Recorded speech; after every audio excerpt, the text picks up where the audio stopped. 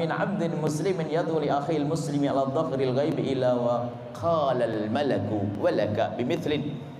Ingat ibu bapak, tidak ada seorang hamba, tidak ada seorang hamba yang mendoakan saudaranya yang di saat saudaranya tidak ada di hadapannya. Sana sebagian menjelaskan termasuk lagi ada pertentangan, dia lagi bermusuhan, nggak akur, atau orang yang nggak ada di hadapannya, lalu kita mendoakan dia yang orang itu nggak ada di hadapan kita, maka malaikat serempak mendoakan walaka bimithlin, kamu dapat duluan. Para ulama mengatakan apa?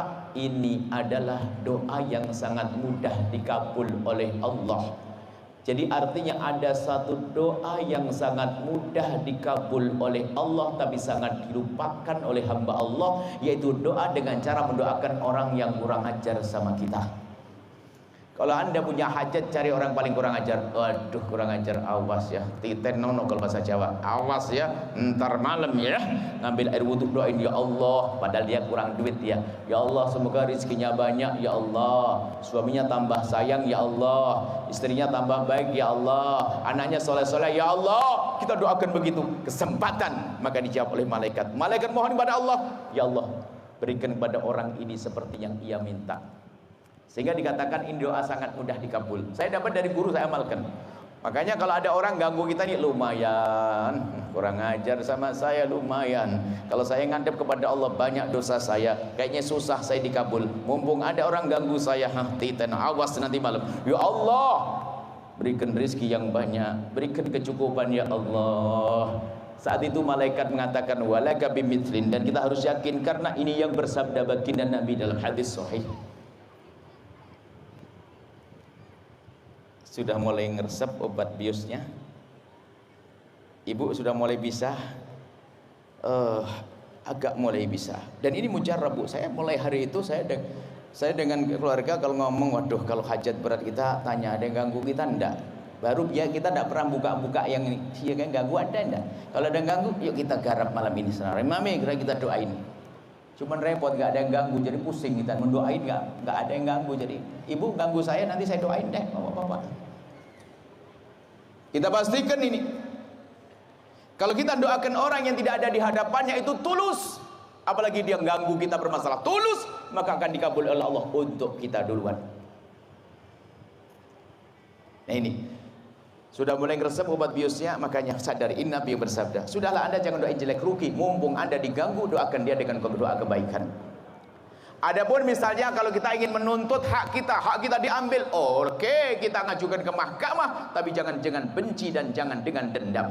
Hak kita untuk kita ambil, tapi tetap dengan senyum. Seandainya kita kalah, padahal kita yang benar, nggak perlu dendam. Kita doakan dengan doa kebaikan. Ya Allah, dia telah zalim kepadaku, tapi dia adalah saudaraku. Jangan kau masukkan neraka ya Allah. Masukkan ke surgamu ya Allah, ampuni dia. Allah akan ganti rezeki setelah itu. Menuntut salah sah, tapi jangan mendendam. Jangan mendendam, jangan kandang. Kalau sudah mendendam itu ada tambahannya, ada lebih. Kalau marah sebenarnya mukul begini.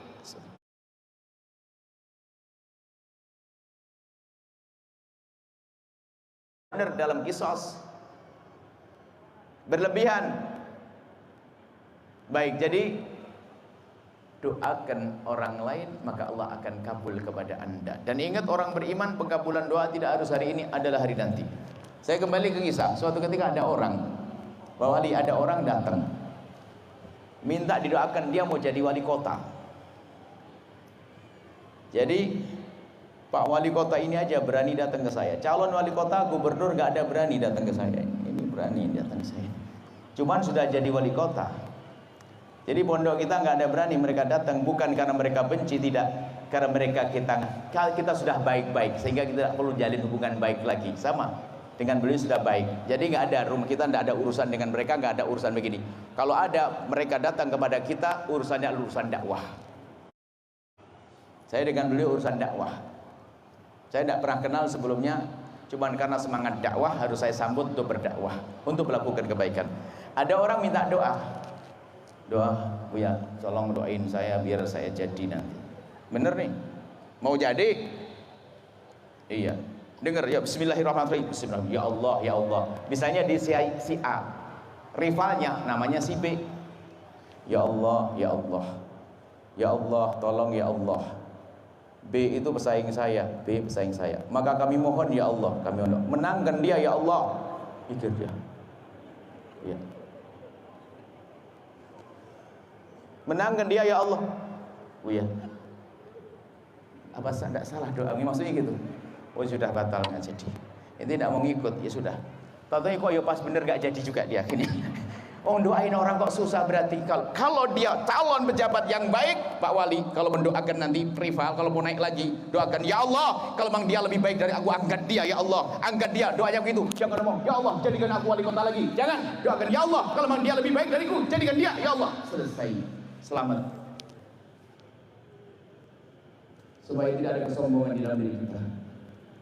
Kalau memang dia kan nanti oleh Allah akan balas, kau yang akan lebih layak setelah itu. Kita perlu adanya presiden yang hebat, yang baik dekat kepada Allah, gubernur yang baik, wali kota. Cuma tidak usah saya jadi wali kota, tidak usah saya jadi gubernur. Akan tapi cukup saya mencintai mereka, saya punya kasih sayang pada mereka. Makanya ini tugas para ustadz, kalau dekat sama orang kaya jangan rindu kekayaannya, itu salah niatnya. Akan tapi dekatlah dengan orang kaya karena Anda rindu menyelamatkan orang kaya, biarpun dia tidak harus nyumbang di pondokmu, hai ustadz.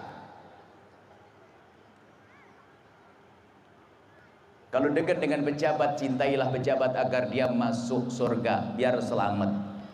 Makanya saya akan bangun pondok di Dumai, tapi tidak boleh mengambilkan dari duit negara untuk pondok saya.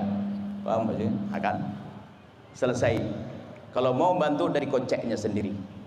Shallu ala Nabi Muhammad. Nah, ini baru karena pertemuan saya bukan karena urusan jabatan, apalagi ngambil duit negara. Loh kenapa Buya tidak mau duit bantuan dari negara? Ketahuilah, kami itu dengan Al-Bahjah pesantren itu adalah jarang bantu negara. Paling tidak jangan ganggu deh. Saya tidak ganggu negara, nggak nyumbang nggak bisa. Makanya saya terangkan dengan beliau ini. Kita akan buat program besar nanti. Ada Al-Bahjah, nanti ada Al-Ma'unah. Al-Ma'unah adalah akan kami pantau, akan tapi nanti ada tim yang berjuang. Ingat membuat sekolah yang menyelamatkan. Apa tadi? Membuat pesantren yang untuk Allah. Tapi nanti ada Al-Bahjah sendiri. Al-Bahjah siapa yang berjuang? Pak Wali Kota nanti kan ada jabatan batas. Yang berjuang adalah Anda ini berjuang. Dan tolong siapapun yang akan berjuang dengan kami, yang sudah punya ikatan dengan para habaib, para ustadz, jangan pindah ke saya dengan meninggalkan gurunya. Itu pengkhianatan. Ini serius harus saya sampaikan, jangan orang berbondong-bondong kepada kami lalu meninggalkan gurunya, itu pengkhianat, nggak benar. Suatu ketika saya juga akan ditinggal karena hatinya jelek, dia lompat sana lompat sini. Maka tolong yang sudah punya ikatan dengan guru lanjutkan. Kami akan buat program. Siapa yang saya ajak yang belum punya banyak ikatan dengan guru, atau sudah punya ikatan dengan guru tetap berpegang dengan gurunya, bonus dengan kami. Nggak mustahil ya seorang wali kota yang datang dengan niat baik. Wali kota datang ke tempat saya masa pakai dasi. Saya lebih pantas jadi wali kota pakai jas hari ini. Beliau pakai gamis datang ke pondok. Ini benar wali kota. Sampai saya tidak tahu yang mana wali kotanya. Tak pikir pengawalnya yang wali kotanya, betul waktu itu. Lo malah oh yang ini, wah ini wali kotanya, ketukar saya ngorban. Baik, oke. Insya Allah lihat siapa saja bisa menjadi penerus dakwahnya Rasulullah. Yang penting ketulusan. Jabatan sementara, Pak Wali tahun ini atau setelahnya akan berakhir semuanya. Tapi kalau kita berjuang di jalan Allah, lihat sampai ke surga nanti. Jabatan mah cepat berakhir. Tapi siapapun kami ingat yang punya jabatan, dari Pak Wali, Pak Kapolres, Pak Dandim, jadilah Anda ahli surga dengan jabatan Anda. Saya lihat Pak Polisi, Masya Allah. Saya sahabat-sahabat polisi banyak. Saya sering polisi itu, mohon Pak Polisi. Ini surganya gampang banget. Saya kiai teriak-teriak menghentikan minuman keras sama tempat hiburan sama judi, nggak ada yang dengar. Padahal saya sudah melobi dengan bahasa baik, nggak bisa bubar. Ya Allah susah. Rupanya Pak Polisi itu cuma parkir mobil patroli di depannya sudah bubar, ahli surga. Enak banget masuk surga itu. Semuanya punya hak masuk surga ya. Ini hebat, polisi ada di sini, ada di sini. Siapapun kita menjadi ahli surga Allah. Tapi tadi masalah ukhuwah belum selesai. Obat biusnya sudah masuk belum tadi? Sudah boleh ngeresep. Tapi karena kita tuh kayaknya keraknya banget gede, kayaknya kurang kuat. Saya kasih dosis tertinggi. Terakhir, kalau dosisnya ini nanti Anda belum bisa mendoakan saudara Anda yang berbuat zalim kepada Anda, kalau dosis ini belum masuk, Anda ambil cermin setelah itu dan Anda katakan, "Hei Abu Jahal, kenapa kau kok keras hati amat?" Abu Jahal itu nanti. Baik, obat bius yang terakhir adalah suntikan terakhir agar Anda mudah mendoakan orang lain. Setelah itu Anda tidak akan berpikir lagi mendoakan orang jahat kayak apapun dia. Anda lihat kalau Anda dengar ini, obat bius yang terakhir adalah, bayangkan setelah dunia ini berakhir, ingat semua akan mati, akan mengakhiri kehidupan di dunia ini, lalu dibangkitkan oleh Allah di padang mahsyar. Setelah itu ada yang menyeru, Allah Jalla Jalaluh memanggil. Apa bunyi panggilan itu? Ainal mutahabu nabi jalali. Mana orang yang di dunia itu hidupnya dengan cinta. Kapan ada benci dipangkas, kapan ada benci dipangkas, kapan ada dendam dipangkas. Ainal mutahabu nabi jalali. Mana orang hidup di dunia dengan cinta karena aku. Al yauma udhilluhum yauma la dhilla illa dhilli. Sekarang akan aku beri perlindungan di saat padang mahsyar itu. Bagaimana keadaan? Padang mahsyar itu panasnya nggak kira-kira. Orang ngira sudah neraka itu, sehingga orang kafir itu kalau di padang mahsyar nggak kuat saking panasnya ngomong gini, "Ya Allah, keluarkan kami dari padang mahsyar biarpun harus masuk ke neraka." Nggak ngerti kalau neraka lebih serem lagi dia. Tapi kita ilah, ternyata di saat seperti itu yang katanya matahari sejengkal di atas kepala kita, ternyata di saat itu ada yang dipanggil ainal mutahabuna bi jalali. Mana orang hidup di dunia dengan cinta karena aku. Setelah itu orang yang di hatinya ada cinta, yang biasa belajar kayak begini, memangkas benci, biarpun berat tapi pangkas. Tiba-tiba berkumpul saat itu. Setelah berkumpul diperintahkan untuk ke telaga Nabi, minum air telaga Nabi, dan siapa yang meminumnya tidak akan haus selama-lamanya. Kemudian setelah itu diperintahkan untuk meluncur ke surga laksana kilat. Sehingga yang katanya padang mahsyar itu puluhan ribu tahun, ternyata bagi orang-orang seperti Anda yang belajar membersihkan hati lalu hidup dengan cinta, melewati padang mahsyar itu mabainadh dhuhri wal asri, seperti antara waktu zuhur dengan asar. Begitu cepatnya, nggak kerasa. Siapa itu? Orang yang kapan ada benci segera dipangkas. Kalau nggak ada benci, nggak, kita semua ada bibit benci, Bu, Bapak. Jangan ngomong, "Oh, saya nggak ada benci, nggak ada dengki." Berarti Anda bukan manusia. Karena pangkat kita itu karena hawa nafsu kita yang kita perangi, baru kita naik pangkat. Bukan kita nggak punya hawa nafsu, itu namanya malaikat. Kita ada marah, seperti itu. Nah ini, Anda pernah tidak menemukan satu orang yang kalau marah itu serem begini? Demi Allah, aku tidak rela, aku tuntut nanti di hari kiamat. Pernah dengar? Serem enggak kira-kira kayak itu? Kalau mau jadi menantu enak dibatalin atau dilanjutin? Batalin, serem banget, dendamnya begitu. Demi Allah, aku tidak rela, aku tuntut nanti di akhirat. Masya Allah, serem. Maka Anda jangan jadi orang serem kayak begitu. Cuman kadang hati kotor seperti itu. Sama umat Nabi Muhammad, dendam, awas aku nanti akan tuntut, nanti nggak terima. Diminta maaf, enggak, akan aku tuntut di akhirat. Dulu serem banget. Bener, jangan jadi menantu dia. Batal, besan, batal. Orang hatinya keras begitu mau jadi besan, rusak nanti. Nah ternyata nanti di padang mahsyar itu orang yang hidup dengan cinta di dunia disuruh meluncur ke surga. Saya bayangin, Bu, bayangin tok, semoga tidak terwujud. Diizinkan, "Hei Yahya, dulu ada orang dolim kepadamu, tuh tuntut dia." Diizinkan. Sampai jago yang dolim kepada jago yang lainnya diizinkan untuk bangkit, untuk membalas, kemudian mati. Tapi kalau manusia tidak membalas, kemudian dia melanjutkan perjalanannya. Saya bayangin, di saat saya lagi nuntut si fulan karena banyak yang zalim, kau mana hukumanmu kau? Di saat saya menuntut begitu, saya noleh. Rombongan orang hidup dengan cinta tadi meluncur ke surga sudah hilang. Saya ketinggalan, saya nggak bisa mengejar. Aduh, daripada saya capek di akhirat begitu, mending sekarang saya maafkan siapapun yang berbuat salah kepada saya, nyakiti saya, menfitnah saya, menggunjing saya, maka sudah saya maafkan. Lebih enak begitu deh daripada saya bawa di akhirat. Anda boleh nyoba kok. Kalau mencaci saya, entahlah, saya maafin deh hari ini. Kalau saya tahu betul mungkin saya kasih hadiah malahan. Saya nggak usah lah miara-miara hati, ngapain hati sakit. Coba kalau Anda punya hati yang dendam, enak nggak? Ibu mau hadir pengajian hatinya dendam, bayangin aja, nggak usah beneran. Wah, katanya ustadz yang aku senangi ceramah siang hari ini. Waduh, telat ibu ini, nggak dapat tempat, berdiri toleh sana sini penuh semuanya. Ada di depan tempat kosong. Senengnya dia langsung pergi ke tempat yang paling depan, duduk begini, dengar ceramahnya ustadz dengan khusyuk. Baru 5 menit sadar yang di sampingnya orang yang didendamin. Apa duduk dengan aku lah? Bodoh banget tuh orang, tetangganya nggak nyubit tapi dia sakit hati. Itu kekotoran hati. Apakah pantas kayak begitu ngaku-ngaku umat Nabi Muhammad?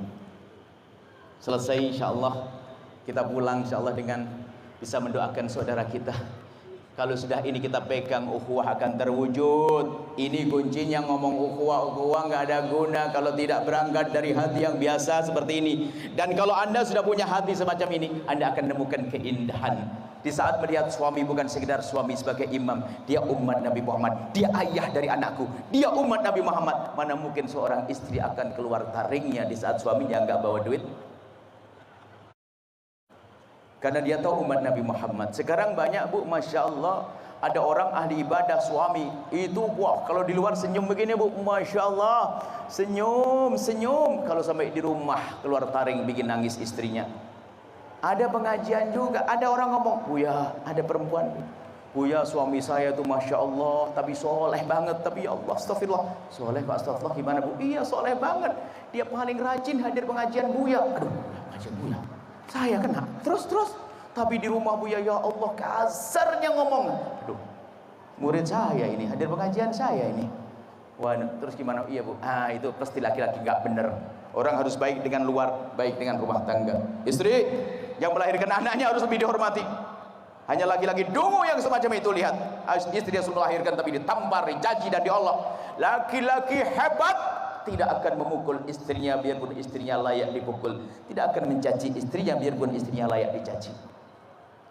Apalagi seorang perempuan berani sama istri, sama suami, caci maki suami, Masya Allah, itu kayaknya perempuan ditemukan di tong sampah. Anda wanita solehah bukan seperti itu. Anda yang paling ta'zim kepada suami, Anda yang paling hormat kepada suami, Anda yang paling sayang kepada istri. Awas jangan tertipu dengan ibadah rumah. Makanya kalau sudah orang punya kunci kayak begini tadi, dengan siapapun akan indah. Sebab kalau tidak dari kunci hanya berbahasa basi, Masya Allah. Kalau di luar mah baik, sama ibunya digonceng di jalan raya kalau kelihatan orang, sampai di rumah ibunya dimarah-marahin. Ada action. Karena dia seorang bos yang terkenal, bos yang sering ngasih motivasi keharmonisan rumah tangga. Maka kalau jalan sama istrinya kayak begini terus, rangkul sana sini. Kalau di rumah dia tuh nggak pernah tegur sapa. Lain kasur, di rumah cuma berdua, rupanya kamarnya juga 2. Kasihan tuh orang. Masya Allah, kita bukan basa-basi. Karena Allah hidup indah. Hei istri, suamimu lihat dengar. Hei suami, istrimu muliakan dia di rumah. Kuncinya yang kita bahas saat ini. Tapi kalau orang hari ini tidak bisa menata hati, berantem dengan siapa saja, berebut waris, dari sini berangkatnya. Ahli neraka yang berjalan di atas bumi, sang perebut waris. Karena dia telah melakukan 3 dosa gede. Menyakiti ibundanya, durhaka dia karena dia nyakiti adiknya atau kakaknya, mengambil hak saudaranya, memutus tali persaudaraannya. Dari mana orang berebut waris? Nggak ada kasih sayang. Dari mana Anda berbohong waktu jual beli? Nggak ada kasih sayang. Seperti itu. Insya Allah malam ini adalah malam ukhuwah dengan kuncinya ini. Lihat, kita berlomba, yuk kita mengejar Nabi agar kita semakin dekat dengan Nabi, kita tumbuhkan kasih sayang sesungguhnya. Kemudian setelah itu kami akan ajak buat program. Di sini ada para alim ulama yang kami baru kenal, ada Habib Syakir, beliau lagi merintis pondok pesantren, tolong cari, kejar beliau di mana tempatnya. Beliau adalah satu perguruan dengan saya. Cuman saya lebih muda dari beliau, kan cuman lahirnya saya lebih dulu. Saya lebih muda dari beliau, saya lahir lebih dulu. Rupanya dia generasi ke-15. Saya orang pertama di Akaf, dia yang ke-15. Berarti selisihnya, saya sudah bisa main bola, beliau baru lahir sebetulnya. Tapi beliau sekarang dakwah di Dumai dengan niat baik, tolong didukung beliau dan para ustadz yang lainnya. Mohon angkat tangan, sebutkan pesantrennya mana. Ini semuanya ingat, saya datang ke sini bukan merebut anda dari beliau-beliau, tidak. Kami ingin mengukuhkan. Cuman saya punya program, saya sudah bisik-bisik dengan beliau. Pak Wali, ajak hamba-hamba terkasih Allah untuk bisa berjuang. Kita besok harus cari tanah berapa hektar.